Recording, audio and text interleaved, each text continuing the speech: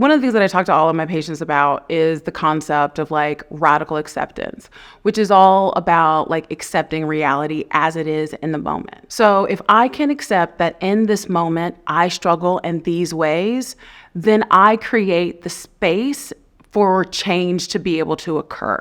Having compassion for yourself is about creating that space to love the imperfect version of yourself while you're working on being the person that you ultimately want to be.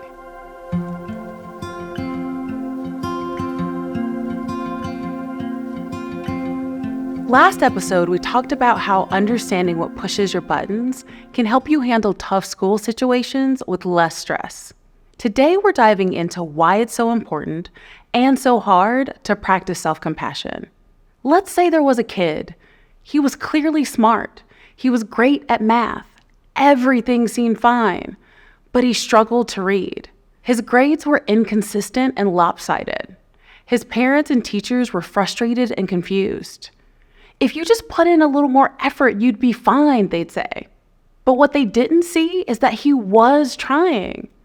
He was trying so hard. It just wasn't working. He felt embarrassed, ashamed, and disappointed in himself. Now, years later, he sees his child struggling. And those feelings of confusion, frustration, and shame are right there, waiting to surface. It's like they never really left at all. How many of you have said something like, "Why can't I just do this?" to yourself at one point or another? You're not alone. Let us know in the comments. We'd love to hear from you. These days, a teacher would be likely to clock that this student might have dyslexia. But when he was in school, things were very different.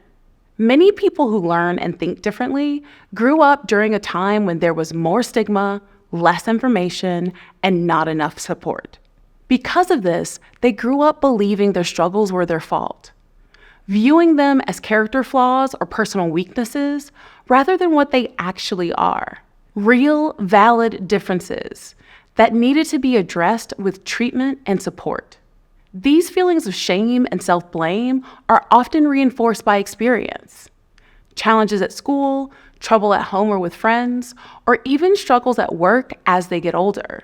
And for many, they come with a soundtrack of negative thoughts. I'm such a mess.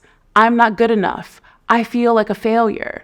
And the thing about that soundtrack is that even with the benefit of understanding and information, it can feel like it's always queued up and ready to go, just waiting for something to press play. But as you become more aware of how you process your experiences, you can start finding ways to turn down the volume and begin being a little kinder to yourself. One way is to try to reframe these thoughts or feelings when they come. For example, consider a thought like, I should be able to deal with this. The this could be anything. Another call to say your child is acting out at school, a failed test, even an argument with your partner about whether or not your child needs extra help. But it's also the feelings that come with the experience. Shame, guilt, anger, whatever you feel in that moment. Now really think. Should you be able to just deal with a situation you know pushes those buttons we've talked about? You're working on learning the skills you need to manage your feelings, but you're not there yet. It's a process.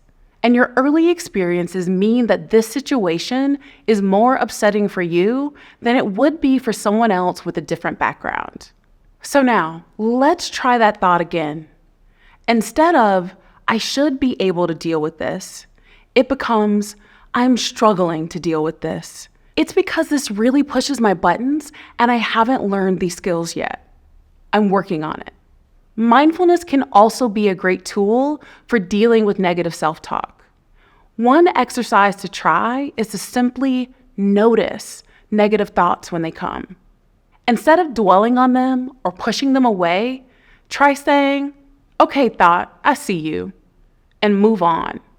Sounds kind of silly, but it can really help negative thoughts feel less powerful.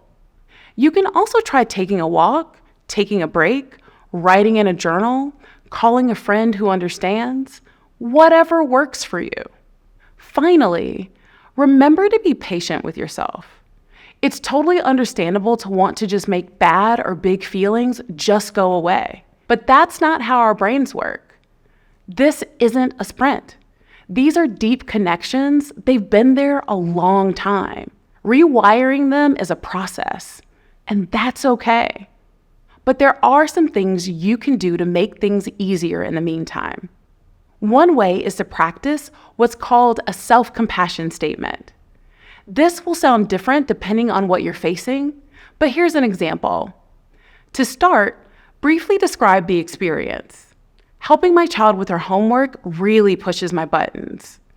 Next, try practicing some self-compassion like, these feelings are completely understandable, considering what I've been through, and lots of people go through this. There's nothing to be ashamed of. Finally, use your skills, strategies, and support network to find a way forward. I don't have to make these feelings go away, because they probably won't. But there are things I can do to help calm my body and get my brain on track.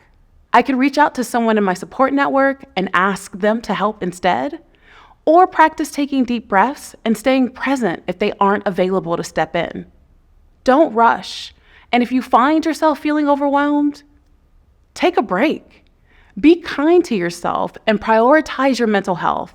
Know that you can always reach out and speak to a trusted friend or family member, or seek support from a mental health professional. Here are some takeaways. Try writing, recording, or drawing your own self-compassion statement. Pay attention to how it feels to do the exercise. What comes up easily? What's hard? What kind of feelings does it bring up? Make a list of practical workarounds for situations where you usually get stuck. For example, problem: I don't like to talk to my child's teacher on the phone. Workaround: I'll ask them to communicate via email instead. That's it for today. Join us for the next episode where we'll go over everything we've learned during the series, and we'll provide some amazing resources to help you keep going on your own.